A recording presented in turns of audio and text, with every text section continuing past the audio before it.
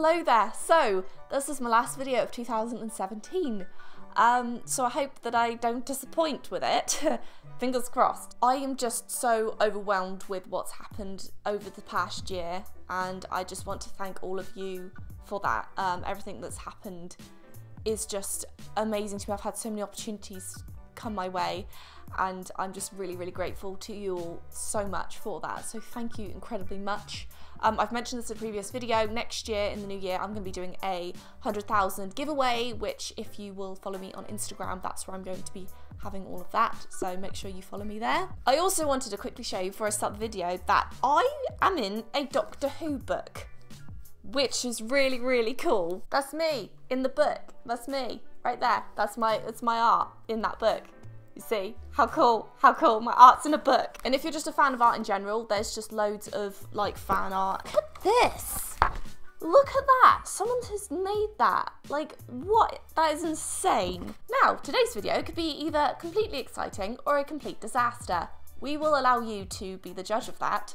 So a few months back, my friend was clearing out the garage with her grandfather, and she came across this little gem. It's a little Rivoli quality made in the USA paint set, and it's, with a bit of research I did, it's a watercolour set, and I thought, why not try it out? Now, I tried to do quite a bit of research on this. It's very difficult because it's so old, there's not much record of it anywhere, and what I found, it's either from the 20s, the 40s, or the 50s. It's made in the USA for one. I'm not sure if there's any sort of like nasty like lead or chemicals or anything in this that shouldn't be in this because it is quite old. They're not really, Rivoli doesn't seem to be around anymore. So, you know, we'll go with the 40s and then see what we can create. I'm really hoping these work okay because they are watercolours. Watercolours in a pan are dry like this. They're kind of cracked because they are so old. So inside the tin, there's a little label.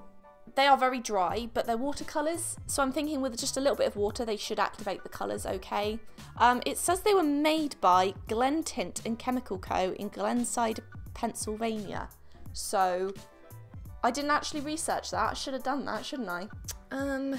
Beauty products, Glenside, Pennsylvania. That's no help. Ah, here we go. Okay. Nope, that's Glenside Auto Spa in Pennsylvania.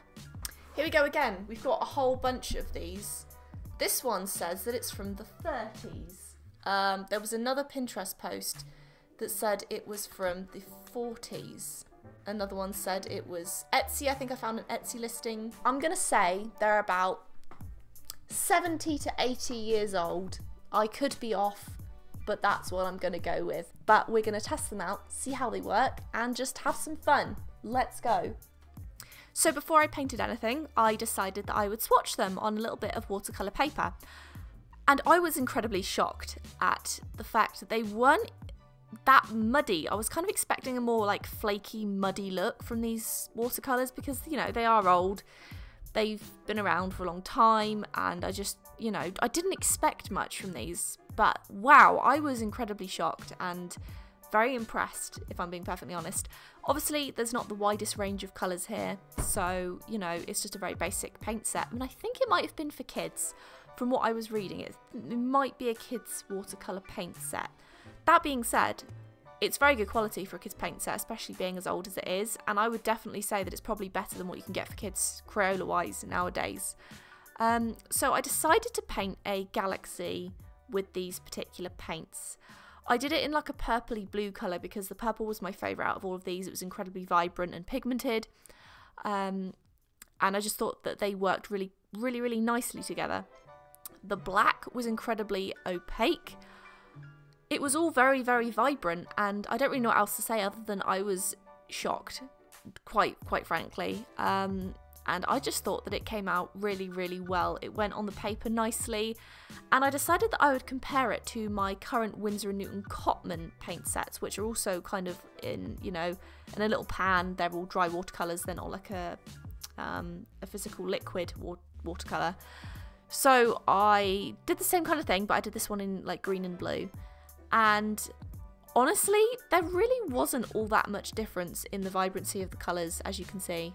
I was just, again, I was shocked because even the way it dried, the Rivoli paint set dried kind of almost exactly the same as the Winsor and Newton. There was a few little cracks once it dried in certain patches, but other than that there wasn't really much difference at all, and I couldn't believe it, to be honest.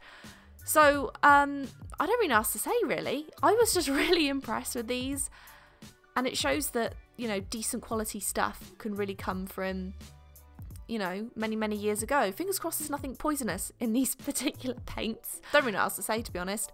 Oh, you know what? I actually got this kind of idea from Ray, who I actually mentioned a lot in my videos, but she did one with 100-year-old coloured pencils. So I'll leave a link to hers in the description too. And yes, I think that's all I've got to say on this, really. I was very impressed. It turned out better than I thought it would. I'm going to sell the little Winsor and Newton one on my Etsy if you'd like to have a look, so I'll leave a link to that as well. And yeah, thank you so much for watching. I hope you enjoyed. Let me know what you think of how they turned out, and if you would try out some old art supplies too. So yeah, thank you so much for watching. Have a wonderful new year. Take care of yourselves, and I will see you in the next video.